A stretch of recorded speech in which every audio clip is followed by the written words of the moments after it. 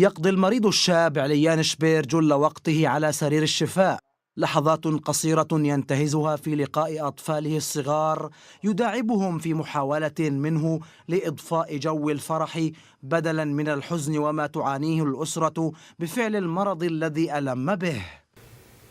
بيتت قعدت أسبوعين في المستشفى لحد ما وصل الحالة، قالوا أنت حالتك عندك، وتفاجأت أنا بالموضوع هذا، يعني قالوا أنت من أصحاب التليف الكبدي.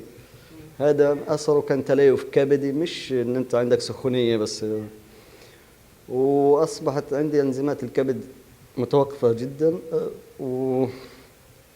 وأصبح بدأوا يدوني أدوية اللي هي منشطة للكبد. حديثهم وشغلهم الشاغل البحث عن متبرع يتناسب مع مواصفاته المطلوبة من أجل إجراء عملية زراعة الكبد التي يتطلع بعدها لاستمرار حياته والبقاء وسط أسرته. أنا هنا وحيد، محدش يعني، لا أب ولا أم ولا أخوات، كلنا أنا اللي قايم بأهلي وبأولادي وبزوجتي.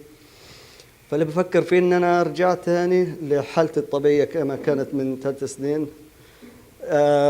أكون مثلا أرجع شغال أشتغل وأجيب قوت يومي للأولاد، أفرح الأولاد كانوا الأولاد انحرموا من شغلات كثيرة والله. يعاني شبير الذي تقطعت به السبل وبدت عليه علامات الإعياء الشديد وانتفاخ ظاهر في البطن من مرض تليف الكبد منذ 3 سنوات وصلت إلى درجة 100%. يتمنى أن تصل صرخته إلى كافة المتبرعين والجهات الرسمية أملا في مساعدته بالزراعة.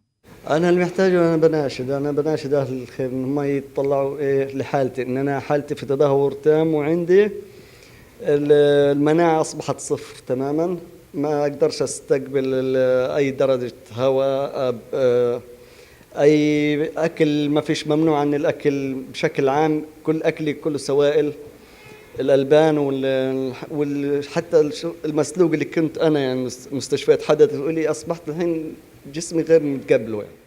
ويعتبر الالتهاب الكبدي من أخطر الأمراض التي تصيب جسم الإنسان، وقد سجل انتشاره في معظم البلدان العربية ومصر بالتحديد، وتأتي زراعة الكبد كحل أخير في علاج التليف الكبدي المتقدم، وتتم هذه الجراحة بنجاح في بلدان كثيرة. مثنى النجار، غزة، فلسطين المحتلة.